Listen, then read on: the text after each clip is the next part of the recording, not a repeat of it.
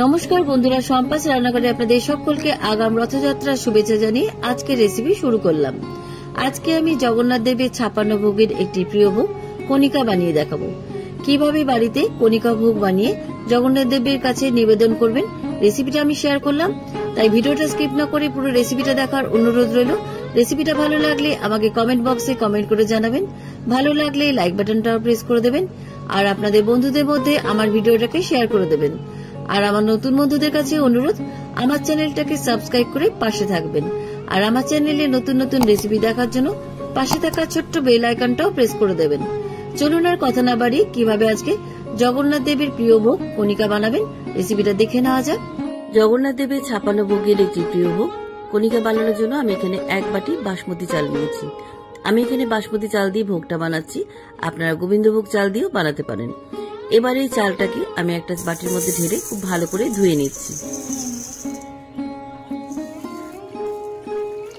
জল দিয়ে কচলে কচলে আমি 3-4 বার চালটাকে খুব ভালো করে ধুয়ে নিয়ে আপনাদের কাছে ফিরে আসছি। চালটাকে খুব ভালো করে ধুয়ে নিয়ে চলে এসেছি। এবার এই চালটাকে জলের মধ্যে আমি আধ ঘন্টা ভিজিয়ে রাখছি। আধ ঘন্টা পরে ফিরে এলাম। দেখুন চালটা ভিজে অনেকটাই ফুলে গেছে। এবার এই চালের জলটা একটা স্ট্রেনারের মধ্যে ঢেলে আপনাদের কাছে ফিরে আসছি। স্ট্রেনারের মধ্যে চালটাকে ঢেলে নিয়েছি। চালটাকে চারিদিকে ছড়িয়ে দিচ্ছি যাতে জলটা খুব ভালোভাবে ঝরে যায়। এবার এই চালটাকে সাইডে রেখে দিচ্ছি। এবার কণিকা ভোগের জন্য আমার কিছু মশলা লাগবে। কি কি মশলা নিয়েছি এখানে দেখে নিন।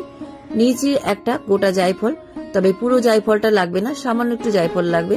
আর নিয়েছি একটা স্টার এনিস বা চক্রফুল, আর নিয়েছি 4টে ছোট এলাচ, একটা বড় এলাচ, অল্প একটু জয়ত্রী ফুল, 5-6টা লবঙ্গ, 1 টুকরো দারচিনি, আর নিয়েছি গোটা গোলমরিচ। এবারে মশলাগুলোকে সাইডে রেখে দিচ্ছি, এগুলো পরে লাগবে।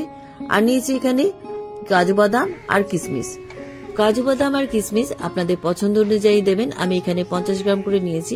এবারে এই কাজু বাদাম আর কিশমিশগুলোকে ভেজে নেবো। ভাজার জন্য গ্যাসে একটা কড়াই বসিয়ে দিলাম। কড়াইয়ের মধ্যে আমি দিয়ে দিচ্ছি 2 টেবিল চামচ গাওয়া ঘি।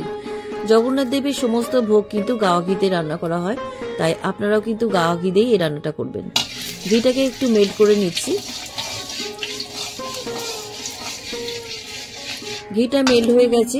এবার এই ঘিয়ের মধ্যে আমি কাজু বাদাম আর কিশমিশগুলো ভেজে নিচ্ছি।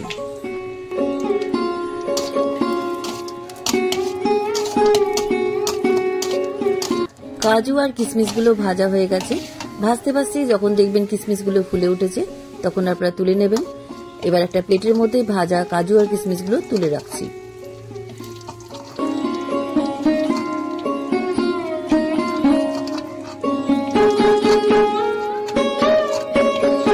কড়াই থেকে সমস্ত ভাজা কাজু আর কিশমিশ আমি তুলে নিলাম। এবারে ঘিয়ের মধ্যে ফোড়নে দিয়ে দিচ্ছি একটা বড় এলাচ, একটা চক্রফুল বা স্টার এনিস, আর দিয়ে দিচ্ছি 1 টুকরো দারচিনি। এবারে 4টে ছোট এলাচকে ফাটিয়ে দিলাম। এবারে দিচ্ছি 5-6টা লবঙ্গ। এবারে দিচ্ছি আমি অল্প একটু জয়ত্রীর ফুল, আর দিয়ে দিচ্ছি গোটা গোল।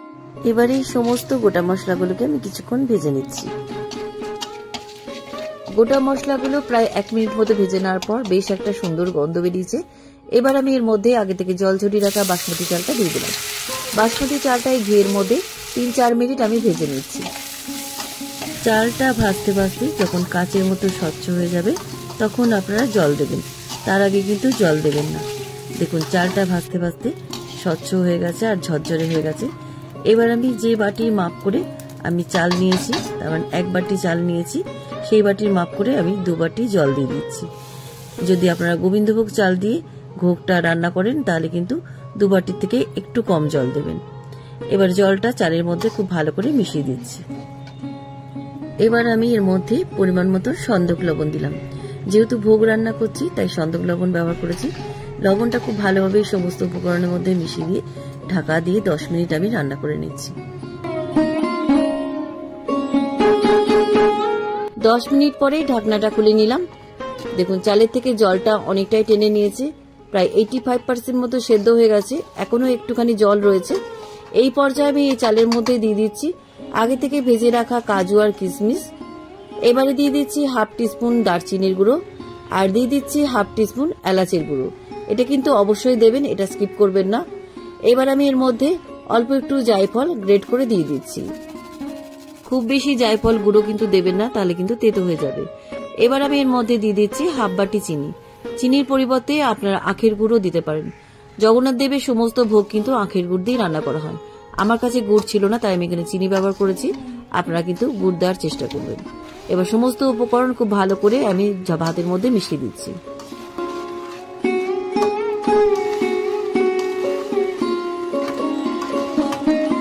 ভাতের মধ্যে সমস্ত উপকরণ খুব ভালো করে মিশিয়ে দিলাম।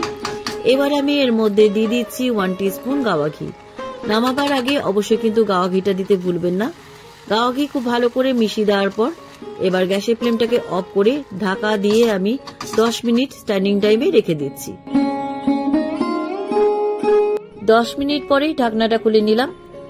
আজকে জগন্নাথ দেবের 56 ভোগের একটি প্রিয় ভোগ কণিকা ভোগ আমার রান্না হয়ে গেছে। দেখুন ভোগটা কতটা ঝরঝরে হয়েছে। এটা এখন গরম আছে, এটা ঠান্ডা হওয়ার পর আরো ঝরঝরে হয়ে যাবে। এবার আমি গ্যাস থেকে নামিয়ে একটা মাটির পাত্রের মধ্যে আমি জগন্নাথ দেবের উদ্দেশ্যে ভোগটা নিবেদন করছি। কেমন লাগলো আজকের জগন্নাথ দেবের 56 ভোগের একটি প্রিয় ভোগ কণিকা ভোগ?